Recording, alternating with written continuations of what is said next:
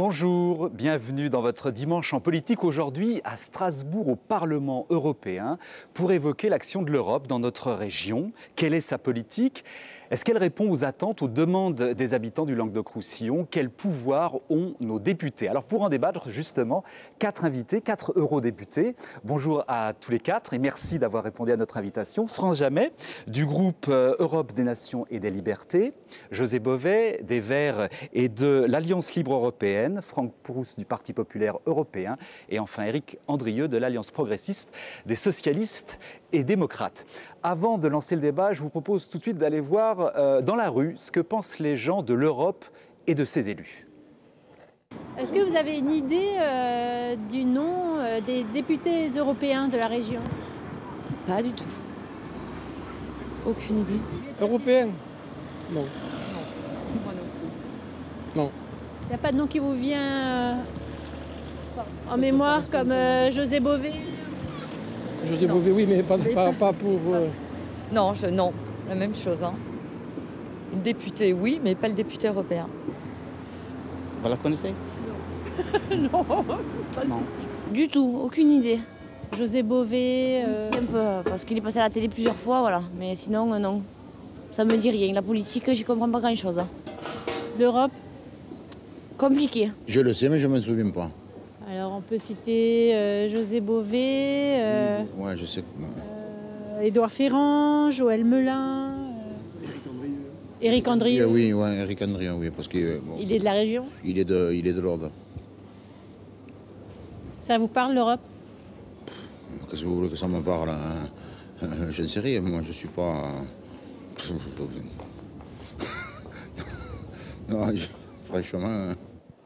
Et visiblement, ça ne lui parle pas beaucoup, l'Europe, à ce monsieur qui a été interviewé donc à Carcassonne il y a quelques jours. Vous êtes tous les 4 des eurodéputés, élus sur la région sud-ouest, parmi 10 députés qui ont été élus en 2014. Donc vous êtes les représentants, quelque part, de cette région de la France et vos noms ne sont pas cités. C'est une fatalité. Je vous ai vu sourire un petit peu, Franck Proust, tout à l'heure.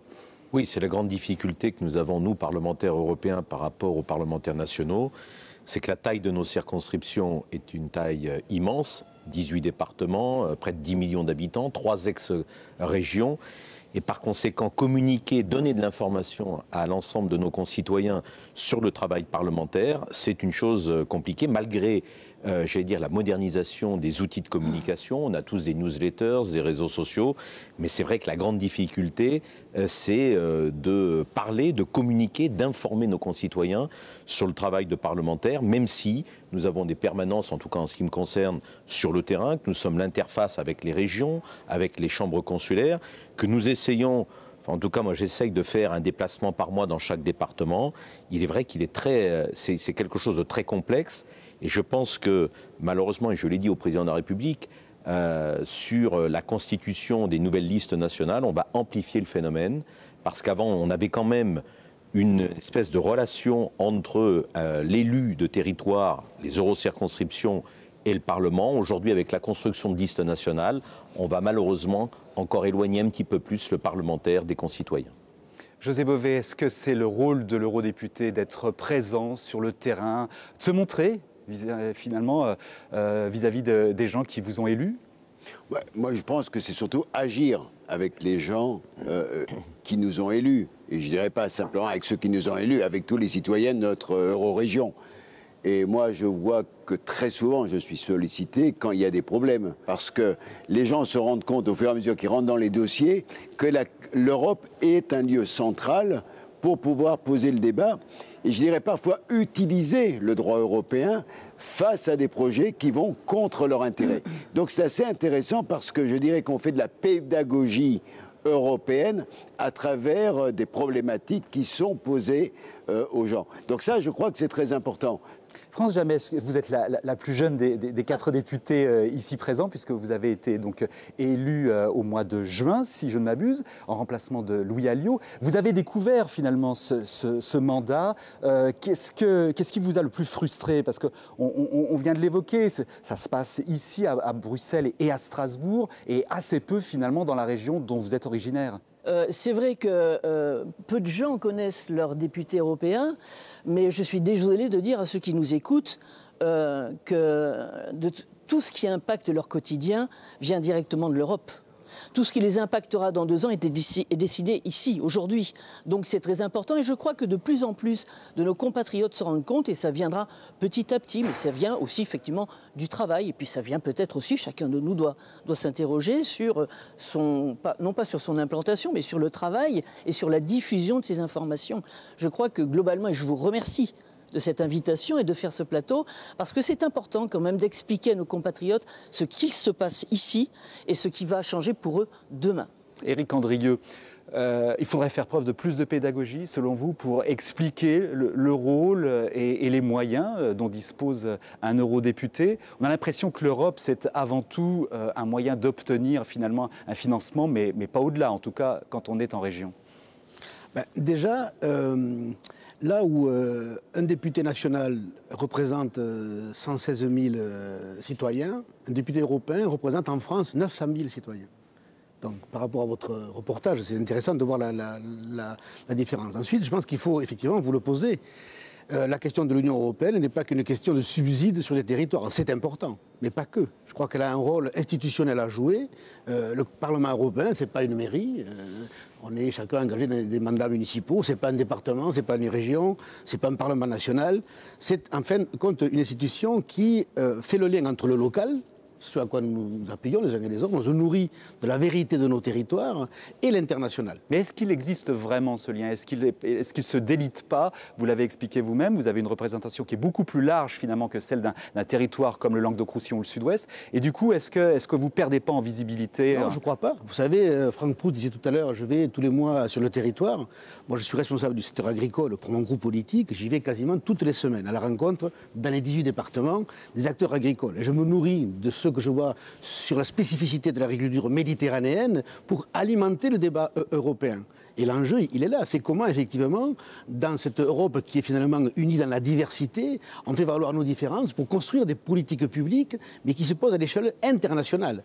La question, elle est celle-là. Si on parle de commerce, on ne réglera pas les questions de commerce international à l'échelle locale. Les problèmes de climat, par exemple, les problèmes de pêche. Aujourd'hui, on est sur un débat sur la pêche électrique. Ce n'est pas un souci mineur, donc en matière de protection donc, de la ressource, mais qui fait qu'on ne traitera pas ça à l'échelle locale. Yes. Et que nous sommes là pour se nourrir de nos réalités méditerranéennes, donc pour pouvoir alimenter le débat. Et je crois que cet aller-retour permanent, même s'il n'est pas très lisible par nos citoyens donc, au niveau de la grande circonscription, il est évidemment nécessaire. Et c'est ça notre travail, comment donner du sens finalement à l'Union européenne, nous en tant que Parlement donc, européen, tout en écoutant nos populations et en transférant ces problématiques à l'échelle intercontinentale. Alors écoutez les populations, José Bové, je voulais vous demander votre opinion sur la crise catalane. Les indépendantistes se sont tournés vers l'Europe, le président Déchu est venu s'installer à Bruxelles, a interpellé l'Union européenne et qu'est-ce qu'il a reçu? De l'indifférence, en tout cas un silence total de la part de l'Europe. Est-ce que on a évoqué les aspects réglementaires, mais sur le plan politique, est-ce que là, l'Europe n'a pas tout à faire pour, par exemple, répondre aux Catalans qui interpellaient l'Europe à ce moment-là? Je pense que dans cette question-là, aussi bien la Commission européenne que le Conseil ont été complètement absents. Et on voit aujourd'hui une crise majeure continuer en Espagne et en Catalogne, puisque le Premier ministre, M. Rajoy, vient de réaffirmer que si M. Puigdemont était réélu président de la Catalogne, il réactiverait l'article 155. Je dirais que ça, c'est spécifiquement une question de respect de la démocratie à l'intérieur d'un pays européen.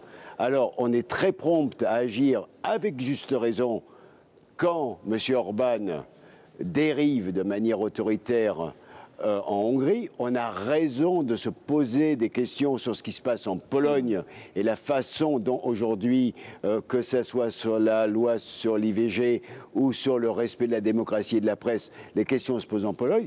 Par contre, quand M. Rajoy refuse de respecter le droit fondamental, il organise des élections et en fait il dénie à ceux qui gagneraient les élections en coalition de pouvoir, en fait, exercer leur pouvoir. Ça pose un problème.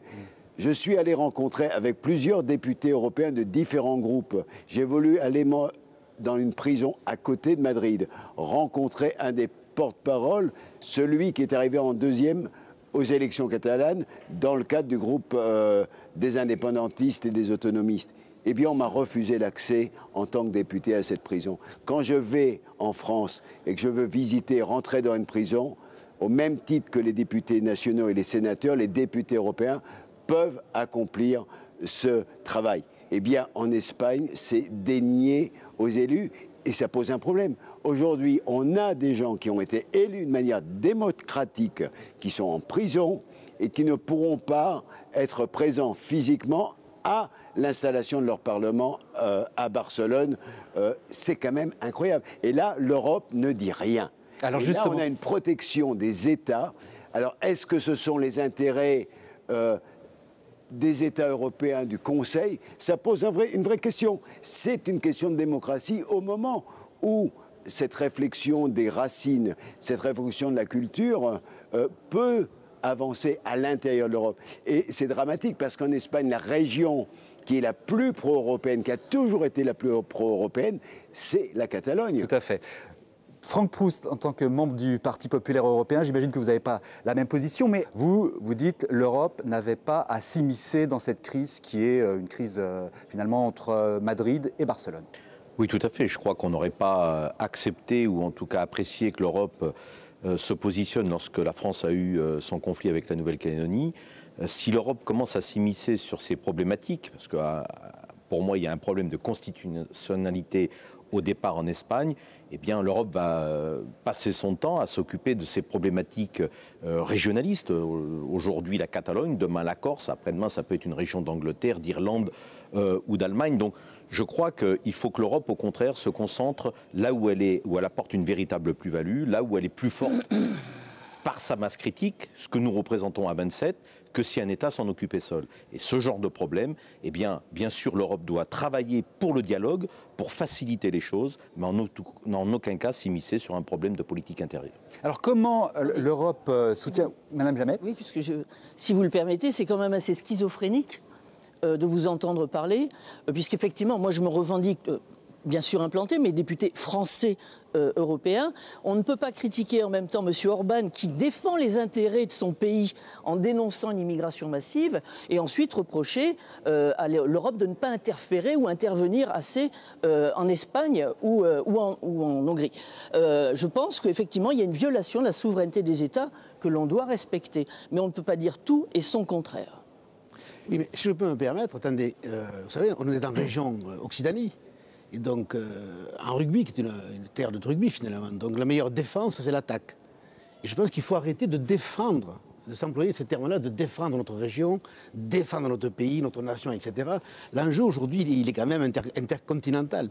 La question sur le lieu de défense, c'est prenons cet adage-là européen qui est bien de dire nous sommes unis dans la diversité, prenons cette diversité-là de nos régions, de nos cultures, de nos histoires et construisons donc un devenir commun. C'est ça l'enjeu. Mais ce n'est pas en se défendant sur nos prérogatives qu'on va pouvoir être à la hauteur des nouveaux États continents qui se développent, comme la Chine, comme l'Inde, comme le Brésil ou les États-Unis. Je pense qu'on a un devoir de conscience collective.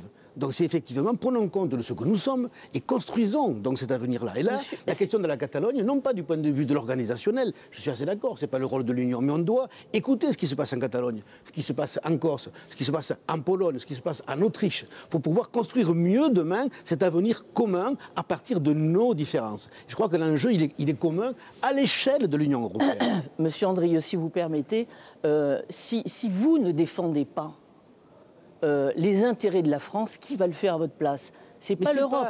Elle a un processus qui est totalement antidémocratique. Monsieur Andrieux, vous ne me contredirez pas là-dessus. On va parler par exemple du CETA, qui remet en question... Vous êtes députée européenne maintenant. Non, française. Je défends les intérêts de la France. Et par exemple, si on parle du CETA, oui, bien sûr, je défends les intérêts. Oui, je défends les intérêts. Si vous voulez me permettre, l'Europe, bien et sûr. nous ne sommes pas là avec des particularités. Nous sommes là pour défendre l'intérêt général de l'Europe. Si vous me permettez de m'exprimer, c'est cela notre rôle de député européen. Le même temps de parole, je défends par exemple nos filières bovines, ovines, nos agriculteurs, nos éleveurs. Je défends les consommateurs qui vont avoir dans leurs assiettes du veau OGM, du veau hormones, sans aucune traçabilité. Nous allons être envahis par des produits qui viennent d'Australie, du Canada, de la Nouvelle-Zélande, du Brésil. que vous avez voté. Vous avez voté. D'ailleurs, sur l'Australie, je vous remercie d'avoir soutenu mon amendement. Vous êtes d'accord pour que dans nos assiettes, au détriment de l'emploi et d'agriculteurs et d'éleveurs qui ne vivent même plus de leur travail. On parle pas on parle de modèle. Quand vous dites ça, c'est qu'on parle de modèle. Mais oui, mais ça n'est pas notre modèle, le CETA. Le mondialisme, le mercantilisme, ça n'est pas notre modèle. Vous ne pouvez pas me contredire là-dessus. Et si nous ne défendons pas les intérêts de nos agriculteurs français, avec leur savoir-faire, la qualité, les produits de qualité que nous produisons, si nous ne le faisons pas, qui le fera à notre place? Alors, je voudrais qu'on recentre, il nous reste quelques minutes, qu'on recentre, monsieur Proust, si vous me permettez, parce que quand même... Et après, il restera quelques minutes. Non, pas attaquer. Madame Jamais, je vous ai laissé parler, je vous ai écouté. Simplement, voilà le problème de l'Europe, on parlait de l'information européenne. Oui. Nous sommes souvent dans la caricature. Alors, Madame Jamais est une jeune parlementaire européenne. C'est gentil de me dire que je suis jeune. À sa décharge, mais en termes de schizophrénie, quand même, je crois que le Front National est le maître. Je crois pas. Parce qu'entre le discours que prône Madame Le Pen lorsqu'elle est sur le territoire français et quand on regarde le vote des parlementaires du FN ici au Parlement européen, souvent c'est l'opposé. Monsieur Proust, vous avez voté le CETA. Oui, tout à fait, je maintiens. Et je vous dirai pourquoi tout à l'heure. Oui, mais quand il faut, par exemple, protéger les Français, quand il faut protéger le PNR, voter des textes qui défendent nos agriculteurs, qui défendent la France contre le terrorisme, eh bien, il y a un discours qui est tenu à Paris et des parlementaires FN qui votent à l'encontre de ce qui est dit à Paris. Alors, et en termes de schizophrénie, en préambule, j'évoquais tout à l'heure l'Europe dans la région et je voudrais qu'on s'y attarde. Il nous reste que quelques minutes. Je voudrais vous montrer un sujet pour montrer, s'il vous plaît, l'action de l'Europe en région et comment elle se démontre le plus facilement, c'est par son financement, redistribution d'argent sous forme de fonds. Et là, on va vous montrer deux cas concrets qui ne sont peut-être pas forcément si évidents à comprendre. Permettre à un pilote d'hélicoptère de ressentir le mouvement de son appareil sans se reposer sur ses instruments de bord, l'un des nombreux axes de recherche de ce simulateur. Pourquoi pas un nouvel outil ou une interface avec l'hélicoptère pour aider les pilotes à mieux percevoir leur sens, appréhender l'espace, savoir s'ils vont vite pour mieux prendre le contrôle de la machine. Le centre Euromove a bénéficié à 2 reprises du FEDER, Fonds européen de développement économique régional. Favoriser la recherche, l'innovation et le développement des PME, une priorité de la politique européenne en Languedoc-Roussillon. Elle est collaborative. C'est vraiment une empreinte forte ici de la recherche européenne. Elle est collaborative, elle est multi-pays et elle est multilangue. Et donc, pour être éligible à ces projets européens, il faut appartenir à plusieurs pays, à plusieurs disciplines et travailler dans la complémentarité pour atteindre l'objectif fixé. C'est très différent de la recherche collaborative française. Il y a 4 ans, les conseils régionaux se sont vus confier la gestion d'une partie des fonds européens. Le développement rural avec le FEADER, l'emploi avec le FSE, la jeunesse avec l'IEJ, le littoral avec le FEAMP.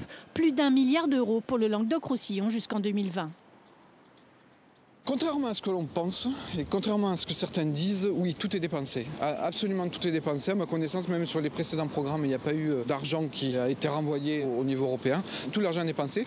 Aujourd'hui, sur ce programme-là, on est un peu moins de 50% dépensé. On est à peu près à la moitié, donc on va dépenser. Il y a même certaines lignes où c'est parfois un petit peu en surchauffe. Un budget en surchauffe, comme celui de la transition énergétique. Grâce au FEDER, ce bailleur social a pu rénover ses 55 logements à Carcassonne. Un quart du budget provient du fonds européen. Même plan de financement quelques kilomètres plus loin, à Limoux. Sans ces fonds-là, on aurait probablement fait une réhabilitation, mais certainement à minima, en faisant un ravalement de façade et un peu de l'argent presque investi pour rien. Alors que là, on repart pour 40 ans. On repart avec des bâtiments qui ont la qualité énergétique des bâtiments neufs, qui sont en classe B ou en classe A. Voilà, c'est quelque chose qui nous est permis par le large coup de pouce qui est fait par ce financement européen. Un coup de pouce essentiel pour la région qui s'inquiète de la pérennité de ces fonds. Aujourd'hui, où il y a le départ de l'Angleterre, donc le Brexit, donc il faut faire des économies. Il y a de nouvelles politiques aussi à mettre en place, entre autres sur la question d'accueil des réfugiés et autres. Et là, aujourd'hui, les économies, on a très peur qu'ils soient faits en grande partie sur ces fonds-là. Et c'est vrai que ces fonds-là, comme leur nom l'indique, c'est des fonds pour de la politique de cohésion. 30 000 habitants supplémentaires tous les 4 ans, la croissance démographique du Languedoc-Roussillon est la plus élevée de France. Pour éviter déséquilibres sociaux et environnementaux, les fonds européens favorisent la cohésion des territoires. Éric Andrieux, là on est vraiment dans le concret, dans le développement régional. D'ailleurs ces fonds s'appellent Fonds européens de développement régional. Malgré tout, il y a quand même quelques inquiétudes sur leur avenir, alors que c'est pourtant peut-être la façon dont l'Europe intervient le plus pratiquement sur le terrain. Mais d'abord deux choses. Un, c'est une belle illustration de votre première question. À quoi servent les parlementaires européens? Ils servent à ça, à bâtir des programmes de cohésion, justement, dans les débats qui nous occupent aujourd'hui, donc sur les futurs budgets donc, de l'Union européenne et sur les politiques communautaires. C'est-à-dire mettre en place des programmes sur la recherche, sur l'innovation, sur les énergies. Donc il n'y a pas que ça. Donc il y a aussi la santé, il y a la sécurité alimentaire, etc. Et ensuite, effectivement, il y a cet enjeu-là de défense des moyens. Et qu'on ne peut pas avoir une véritable Europe ambitieuse, donc, sans moyens. Donc ce à quoi nous devons travailler, c'est que ce Parlement, auquel nous appartenons tous ici, les quatre, ait de plus en plus de pouvoir et qu'en plus de voter les dépenses, finalement, demain, puisse voter les recettes. Ça veut dire que si nous devons définir des véritables politiques publiques, nous devons également nous en donner les moyens et que ce n'est pas au détriment de la cohésion, on vient de le voir, ou de l'enjeu agricole et alimentaire en matière de sécurité donc, et de souveraineté alimentaire à l'échelle de l'Union européenne que l'on va nourrir les nouvelles politiques en devenir. Les nouvelles politiques en devenir de défense, de migration, de sécurité alimentaire doivent avoir de nouveaux moyens et c'est à ça que nous œuvrons les uns et les autres pour défendre des budgets d'envergure dans la prochaine programmation après 2020. Franck Proust, là, on entendait le représentant de la région, qui est aujourd'hui autorité de gestion de ces fonds, qui disait contrairement à ce qu'on pense. Là encore, on a l'impression que l'Europe faillit quelque part, contrairement à ce qu'on pense. Les fonds sont bien utilisés. Non, mais c'est pas ça. Pratiquement sur la région Occitanie, c'est 3 milliards d'euros qui viennent abonder ces projets.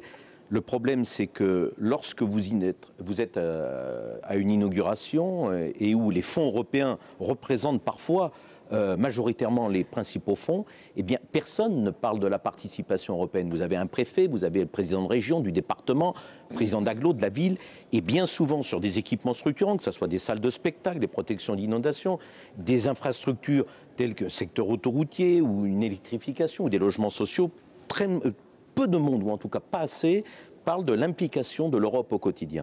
Alors, c'est important, c'est pas encore suffisant parce qu'à ces fonds structurels, on pourrait rajouter la Banque européenne d'investissement, le fonds Juncker, qui permettent dans nos territoires d'amplifier les financements des collectivités locales. Et à l'heure où il y a des pénuries, bien évidemment, il y a un certain nombre de projets qui ne verraient pas le jour sans ces fonds européens. Mais malheureusement, il y a un problème de communication. En tout cas, il n'y a pas une perception de ce que peut représenter l'Europe et du financement de ces infrastructures européennes qui sont essentielles pour nos territoires. France Jammet, vous êtes à la fois eurodéputée et conseillère régionale de la région Occitanie. Donc ces fonds, vous les voyez arriver, vous voyez comment les projets sont sélectionnés. Qu'est-ce que vous pensez de l'implication de l'Europe donc, au quotidien dans notre région ? Je dis que c'est la moindre des choses et c'est un juste retour des choses parce que quand l'Europe me donne 5 euros ou 1 milliard, elle l'a pris de ma poche. Chaque année, on nous prend 21 milliards et on nous en rend 13 milliards, c'est-à-dire qu'il y en a 9 milliards qui ne nous reviennent pas directement. Cela étant effectivement, et si on approche à la fin de cette émission, je tiens quand même, puisque tout à l'heure mon collègue parlait de sécurité alimentaire, et je sais que M. Beauvais ne me contredira pas là-dessus, je vais revenir sur le CETA, qui n'est pas une problématique nationale, mais qui est une problématique aussi bien régionale. Il s'agit de santé alimentaire, de nos filières d'emploi et d'impact environnemental. Quel est le lien avec les fonds régionaux ? Monsieur, il n'y en a aucun, c'est l'implication de l'Europe au quotidien. Ceux qui nous regardent, et vous parliez de cohérence, vous êtes dans la caricature, sachent que si vous êtes d'accord avec le CETA, il est quand même utile de savoir ce que les députés à l'Assemblée nationale feront. Parce que le CETA ne sera adopté que si l'Assemblée nationale le ratifie. Donc dans les mois qui viennent, il faut absolument mobiliser nos députés afin que le CETA soit Demandez rejeté. À nos agriculteurs vis-à-vis des IGP, demandez à nos entreprises si elles ne sont pas en faveur. Non, mais bien sûr. Moi, je suis cohérente. Oui, mais travaillez sur votre dossier, madame, la sécurité alimentaire, nos filières bovines, ovines, etc. doivent être défendues. On était sur les fonds régionaux, sur l'implication dans notre région. Et on va y rester. Vous ne voulez pas qu'on parle de choses qui fâchent. Madame Jammet, Monsieur Proust, on va terminer justement sur ces fonds européens en laissant la parole à José Bové. Écoutez, je crois que le débat aujourd'hui, il est clair sur les fonds européens. Les projets aujourd'hui sur lesquels l'Europe peut être efficace, on a parlé par exemple de la recherche, on a parlé aussi de toutes les questions d'isolation, donc la question du réchauffement climatique et des énergies renouvelables. Et là, heureusement que l'Europe est là pour faire avancer ça. Ça, c'est la stratégie 2020. Oui, parce que l'important, c'est qu'aujourd'hui, il n'y a pas de plan énergétique, pas de plan sur le climat si ce n'est pas l'Europe, si on ne le fait pas au niveau européen. Donc il faut que l'ensemble des territoires européens soient aidés pour aller plus loin. Premier élément. Deuxième élément, aujourd'hui, certains se plaignent qu'on n'a pas les moyens nécessaires pour financer tout. Et on craint, à juste titre, qu'il y ait par exemple une réduction du budget de la PAC dans le programme européen, dans le prochain budget. Moi, je pose une question et qui me paraît aujourd'hui importante. C'est que si on veut que l'Europe aujourd'hui soit forte, il faut qu'elle ait un budget propre, digne de ce nom. On ne peut pas avoir un budget qui repose uniquement sur les participations des États. C'est-à-dire qu'il faut qu'on mette en avant le plus rapidement possible une taxe carbone aux frontières de l'Union européenne. Parce que ça permettra d'éliminer les importations et surtout, ça redonnera une dynamique interne. Il faut remettre en avant, parce que ça a été enterré, les taxes sur les transactions financières qui avaient été promises. En clair, plus d'Europe. Je crois qu'aujourd'hui, il faut renforcer l'Europe parce que c'est par l'intégration européenne que les régions pourront porter des politiques qui, au final, sont dans l'intérêt de tous les citoyens. Merci à tous les quatre d'avoir participé à cette émission. Moins l'Europe marche, plus il faut d'Europe. Écoutez, on en redébattra une prochaine fois, Madame Jamès, si vous voulez bien.